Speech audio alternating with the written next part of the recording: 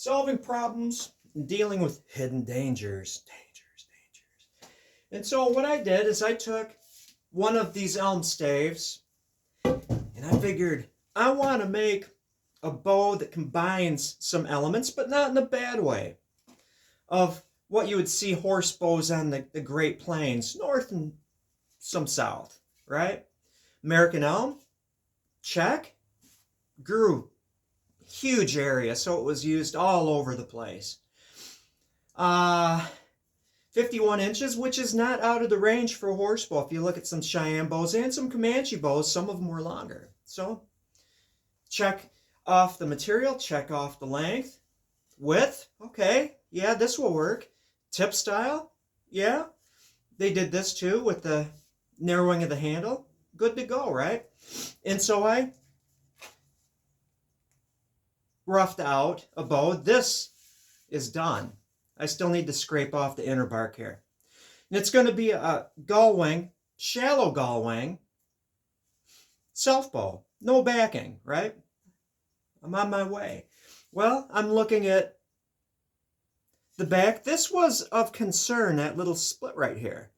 But when I worked it down, and I didn't see any of this on the stave itself. There was no indication of what I would find when I roughed it out.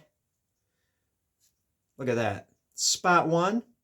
And it's very close to the edge. If it was in the center, no big deal. And this is right near, this is into the edge. It's like, oh no. What do I do? Do I just chuck this whole thing? But I don't have that much elm, right? And the back is good. It's just the belly portion and the sides. So what do I do?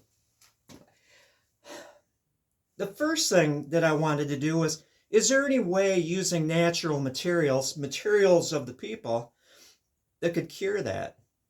And, you know, this one, there is some edge there, but not much. It could crinkle. And the closer I get to the edge, or the back, when I thin it out, it could get closer. And that's not good. It could still be a functional bow, but, you know, that's not good.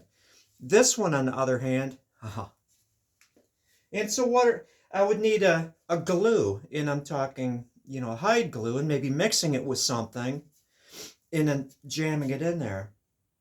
But because this could be a very good bow, I don't want to risk it.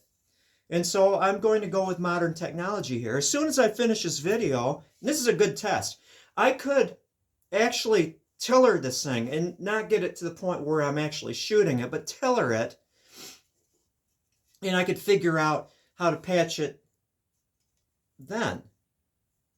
Why?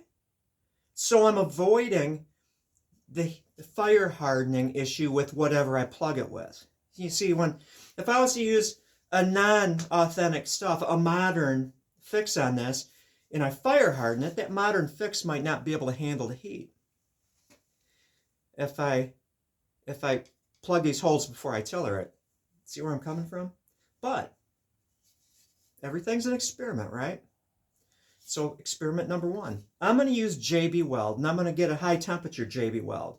And JB Weld has a greater compressive strength than epoxy because they put additives like metal in their adhesive. And you can fix engine blocks which get hot with, I don't recommend it, but you can, with JB Weld. And so I'm going to run to the hardware store. I'm going to get some JB Weld.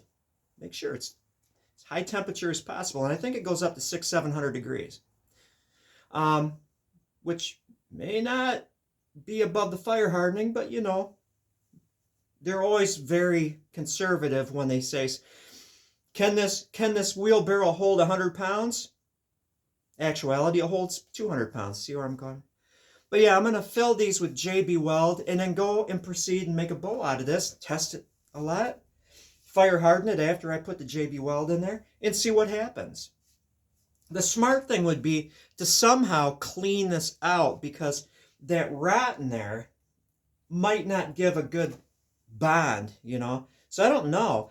With this, I could take a drill bit and twist it and clean it out. On this one, it's a little weird shaped, but I can still probably use a small drill bit. I don't know. Haven't figured that out yet, or an X-Acto knife or something. Just to clean it out as much as possible. But we shall see. Let me stand back. This is going to be a nice bow. I'm not going to push for, I want a 90-pound bow at 30 inches kind of a thing. It's going to be reasonable, 45 to 50-pound weight, which is not excessive for this. But we shall see. We shall see if it works.